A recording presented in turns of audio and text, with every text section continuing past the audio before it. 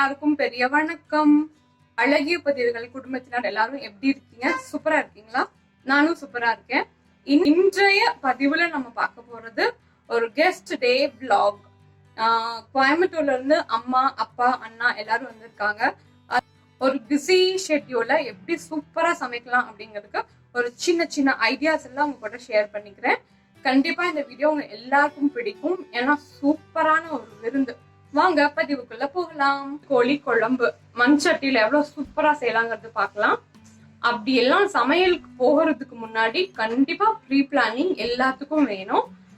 எவ்வளோ கெஸ்ட் வந்தாலும் time management ரொம்ப தேவையான ஒரு விஷயம். நமக்கு எவ்வளோ பேர் வந்தாலும் ரொம்ப அசால்ட்டா அப்படியே கலக்கிறது, அதுதான் நமக்குள்ள இருக்கக்கூடிய பெரிய பவரே.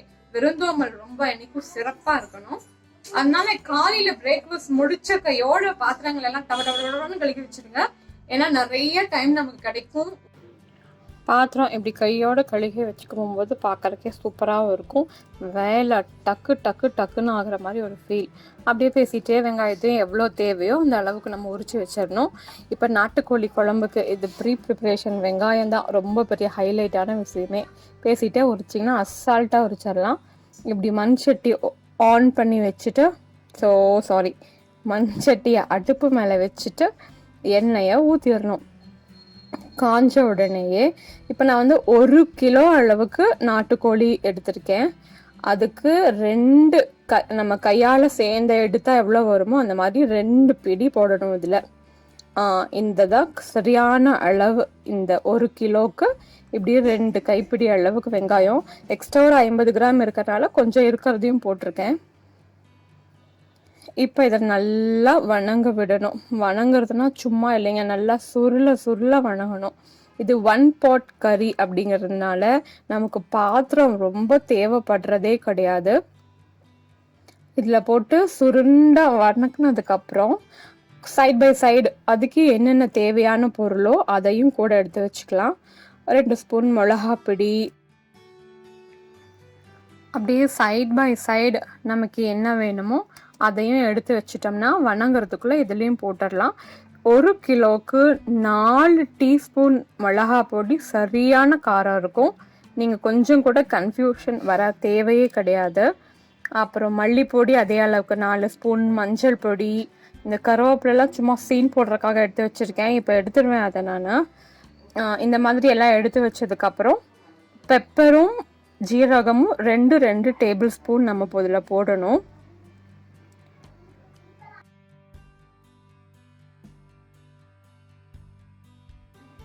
அரை கிலோவுக்கு 1/2 ஸ்பூன் மிளகு மட்டும் போட்டாலே போதும். நாங்கள் வந்து இதில் நான்வெஜ் கூட எப்போவுமே வந்து இஞ்சி பூண்டும் கரம் அந்த மாதிரியெல்லாம் அதிகமாக சேர்த்திக்க மாட்டோம். நாட்டுக்கோழியில் மொத்தமாக எல்லாமே உள்ளே எரிஞ்சு போகிற அளவுக்கு சாப்பிட்றதுல எந்த ஒரு பிரயோஜனமே கிடையாது. நான்வெஜ்னாலும் ரொம்ப சூப்பராக இருக்கணும் நம்ம வயிற்றுக்கு.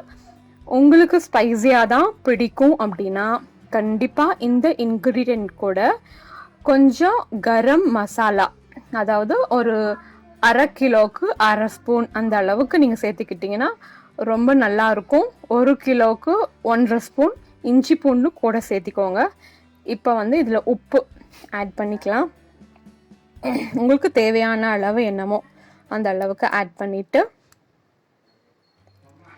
இந்த மாதிரி எல்லாத்தையும் சரியாக எடுத்து வச்சிட்டோம்னா நமக்கு அதை வந்து கரெக்டாக அதில் போட்டு வணக்கறதுக்கு ரொம்ப சூப்பராக இருக்கும். இப்போ வெங்காயம் எப்படின்னா நல்லா சுருள வணங்கிடணும். எல்லாமே பார்த்தா சுருண்டு வந்துடணும். முடிஞ்ச வரைக்கும் பாதியாக வெட்டி போட்டால் ரொம்ப நல்லா இருக்கும். எடுத்து வச்ச எல்லா இன்க்ரீடியண்ட்டும் இதில் போட்டு நல்லா சிம்மில் வச்சு தான் வணக்கணும். வணக்க என்ன ஆகும்னா சட்டியில் ஒன்றுமே ஒட்டாது. எல்லாம் வெங்காயத்தோடு சேர்ந்து ரொம்ப அழகா அப்படியே கூட சேர்ந்த மாதிரி ஒன்று ரொம்ப நல்ல ஒரு கண்டென்ட் நமக்கு கிடைக்கும். வாசனையும் ஒரு மாதிரி நல்லா வரும். இந்த மாதிரி நேரங்களில் ஆஃப் பண்ணிவிட்டு ஆற வச்சுட்டு அரைச்சி எடுத்துக்கோங்க. பாருங்கள், சட்டியில் கொஞ்சம் கூட ஒட்டவே இல்லைல்ல, சூப்பராக இருக்குல்ல பார்க்குறதுக்கு. நல்லா வணக்கி எடுத்துட்டு இப்போ நான் அரைக்கிறதுக்கு கிளம்பியாச்சு. அப்புறம் இந்த கோழியினுடைய கால் வந்து ரொம்ப கருப்பாக இருந்துச்சு. இதுக்கு பல சில வித்தைகளெல்லாம் பண்ணோம். ஆனாலும் கோழியோட கலரே கருப்பு தானா. இந்த மாதிரி கொங்கெல்லாம் இருந்தாலும் நீட்டாக எடுத்துருங்க. அந்த கவர்லேருந்து எடுக்கும் போதே இந்த மாதிரி எந்த அளவுக்கு சைஸ் வேணுமோ கட் பண்ணி எடுத்துட்டோம்னா சூப்பராக இருக்கும். நல்ல கோழினா இந்த மாதிரி ரொம்ப ஆயிலியாக இருக்கும். கையில் பாருங்களேன் சூப்பராக இருக்கு.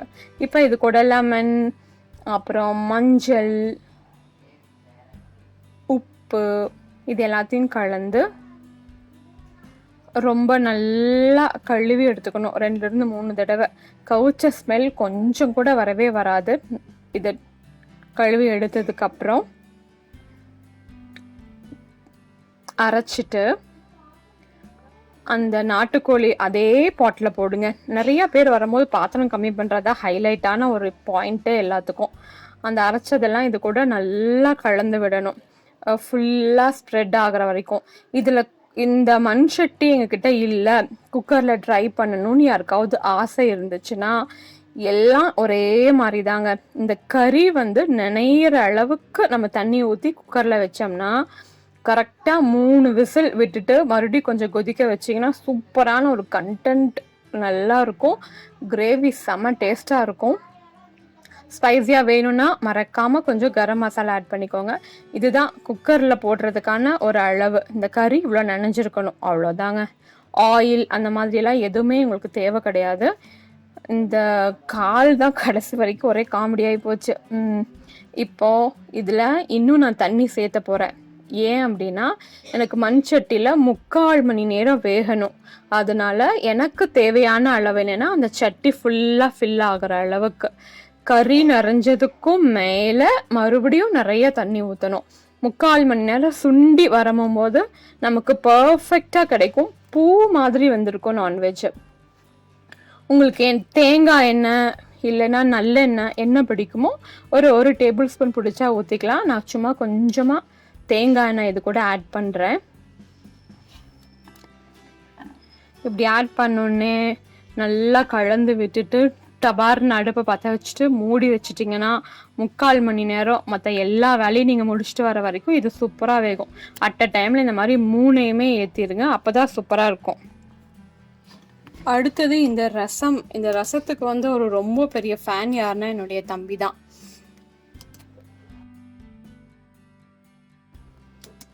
ரசமுக்கு ரொம்ப பெரிய ஃபேன் யாருன்னா என்னுடைய தம்பி தான்.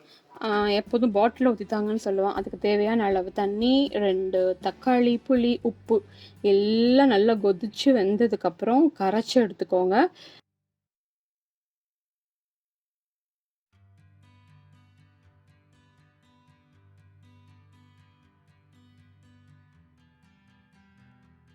எண்ணெய் வழக்கம் போல் ஊற்றியாச்சு. ஊற்றிட்டு கடுகு, பூண்டு, கருவேப்பிலை, அப்புறம் மிளகா ஒன்று போட்டோம்னா இதனால எந்த ஒரு பிரயோஜனமும் கிடையாது. இந்த மிளகானால சும்மா பார்க்கறதுக்கு ப்ரெசன்டேஷன் லுக்காக இருக்கும். கருவேப்பிலை எல்லாம் போட்டு ஆட் பண்ணதுக்கப்புறமா இதில் அந்த நம்ம கரைச்சி வச்சுருப்போம் இல்லையா, அந்த தண்ணியை ஊற்றிடுங்க. மண் சட்டியில் வைக்கிறதுனால கூட ஒரு டேஸ்ட் சூப்பராக இருக்குன்னு சொல்லுவேன் நான்.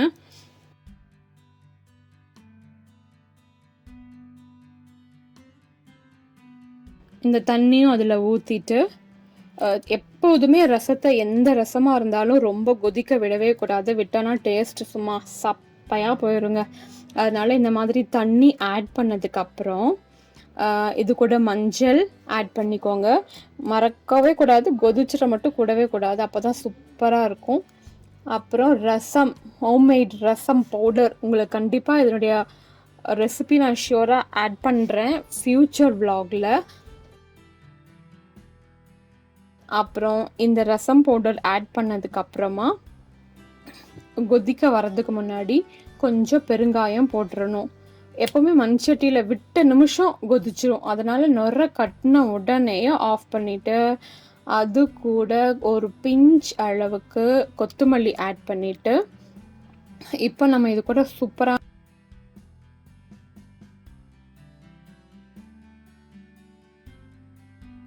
ஒரு இன்க்ரீடியன்ட் என்னன்னா சர்க்கரை இருக்கு இல்லையா, அதை ஒரே ஒரு பிஞ்ச் இது கூட ஆட் பண்ணிட்டோம்னா புளிப்பு தெரியவே தெரியாது. ரசம் உண்மையாலுமே பயங்கர டேஸ்டாக இருக்கும்.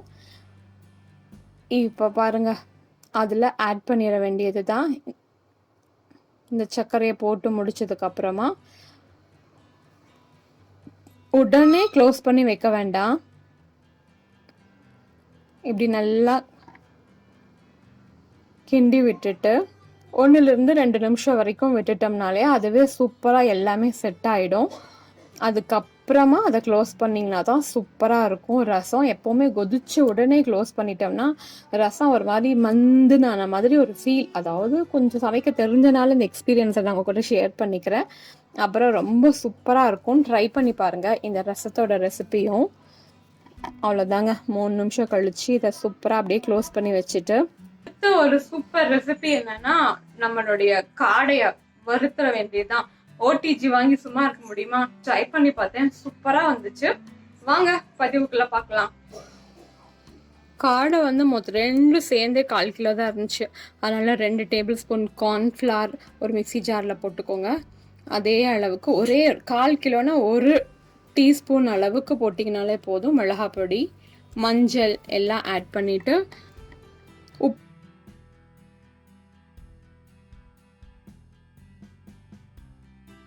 உப்பு 1/4 கிலோனா அதுக்கு எவ்வளோ தேவையோ அதை போட்டு கூட கொஞ்சம் கரம் மசாலாவும் ஆட் பண்ணிக்கிறேன்.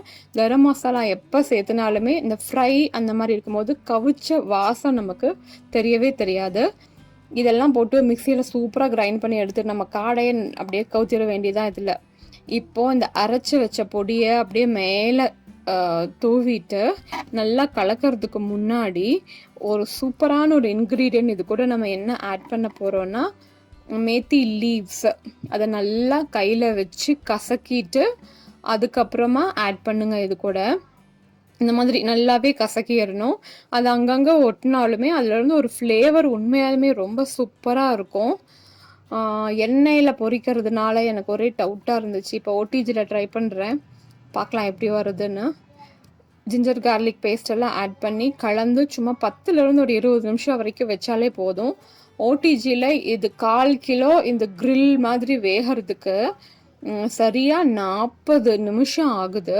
இந்த மாதிரி கலந்து எல்லாம் ரெடி பண்ணி வச்சதுக்கப்புறம் ஓடிஜியை நல்லாவே ப்ரீஹீட் பண்ணிக்கோங்க. ப்ரீஹீட் பண்ணி முடித்த உடனேயே அதனுடைய கிரில்லுனுடைய அந்த ராடு இருக்கு இல்லையா, அதில் செட் பண்ணி உள்ளே எடுத்து வச்சிட வேண்டியது தான். அவ்வளோதாங்க, கிரில்லில் அப்படியே எடுத்து மாட்டிட வேண்டியதான். இந்த மாதிரி கிரில் அந்த மாதிரி எல்லாம் பண்ணும்போது அதுக்கான செட்டிங் என்னென்னா எப்போவுமே வந்து ஹை டெம்பரேச்சரில் வச்சாதான் 30 to 40 மினிட்ஸில் ஆகுது. அப்புறம் இதில் 40 மினிட்ஸ் டைம் தேவைப்படுது. இதனுடைய செட்டிங் வந்து என்னென்னா இந்த மேலே கீழே அந்த ரோட்டிசோரி நாப் மாதிரியே ஒரு டிசைன் இருக்குது பாருங்கள், அவ்வளோதான். அதுதான் கிரில்லுக்கான செட்டிங்கு. இதெல்லாம் போட்டுட்டு நம்ம விட்டுட்டோம்னா 40 மினிட்ஸில் ரொம்ப ஒரு பொட்டு ஆயில் கூட தேவைப்படுறதில்ல, ரொம்ப சூப்பராகவே வந்துடுது.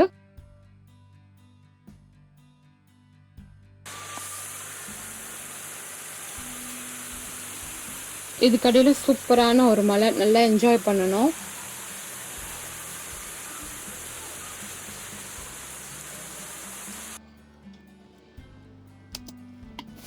சரியா 3/4 மணி நேரம் ஆயிடுச்சு. எண்ணெய் பிரிஞ்சு இந்த மாதிரி மண்சட்டியிலேருந்து வரணும். அப்போ தான் நாட்டுக்கோழி சூப்பராக பூ மாதிரி வந்திருக்கும். ஃபைனல் இதுதாங்க. ஆயில் தேவைன்னா மட்டும் ஊற்றுங்க, இல்லைன்னா தாளிப்பு கூட எதுவும் வேண்டாம். அப்படியே கேப்பில் ஓடிஜியில் இதுவும் ரெடி ஆயிடுச்சு. காலெல்லாம் கீழே நல்லா கருகிற அளவுக்கு வந்துருந்துச்சு. இந்த ஓடிஜியோட பிடியும் கிளாஸும் பயங்கர ஹீட்டாக இருக்கும். ரொம்ப சூப்பராக ஹேண்டில் பண்ணுங்க அதை, இல்லைன்னா கையில் சூடாயிடும். அவ்வளோதான், இதுவும் சூப்பராக ரெடி ஆயிடுச்சு.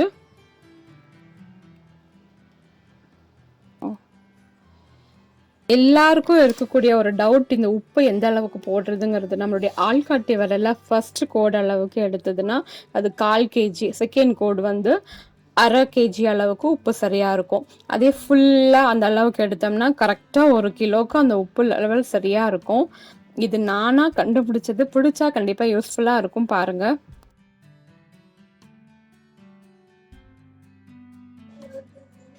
அப்புறம் இந்த மசாலா சாலட் எதுக்குன்னா கண்டிப்பா அதை நான் பண்ண கிடையாது, உங்களுக்கு வீடியோ மட்டும் இது கூட ஆட் பண்ணிருக்கேன். கை என்னோடது இல்லை.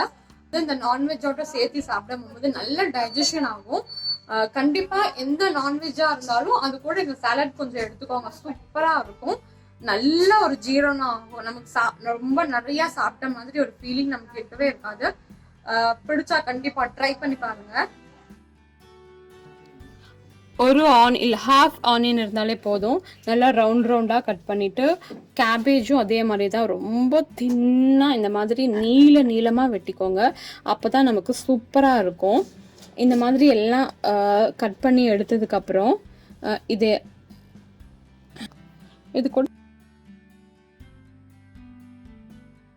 கேரட்டும் ஆட் பண்ணிக்கணும். அதுவும் அதே மாதிரி நீளமாகவே போட்டுக்கோங்க. எந்த அளவுக்கு தின்னா எல்லாத்தையும் கட் பண்ண முடியுமோ ஆட் பண்ணிவிட்டு, இப்போ இது எல்லாத்தையும் கூட நமக்கு சூப்பரான இன்க்ரீடியன்ட் என்ன ஆட் பண்ண போகிறோன்னா,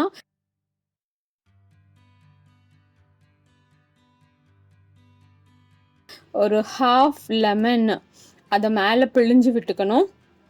பிழிஞ்சிட்டு இது கூட தேவையான இன்னொரு விஷயம், மிளகாய் பொடியும் உப்பும். ஒரு ஹாஃப் டேபிள் ஸ்பூன் அளவுக்கு மிளகாய் பொடி போதும். அதுவும் உப்பும் கலந்து இந்த மாதிரி மிக்ஸ் பண்ணிட்டீங்கன்னா சூப்பராக இருக்கும்.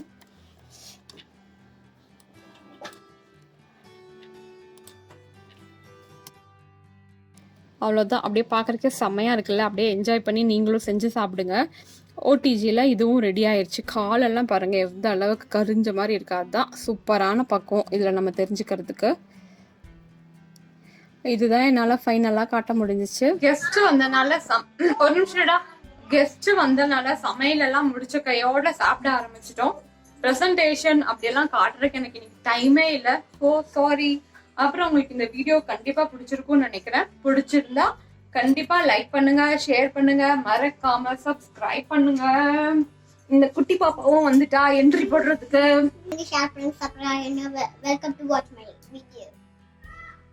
என்னோட அடுத்த தேடலுக்காக காத்துருங்க. Tata, bye. Welcome to watch my video.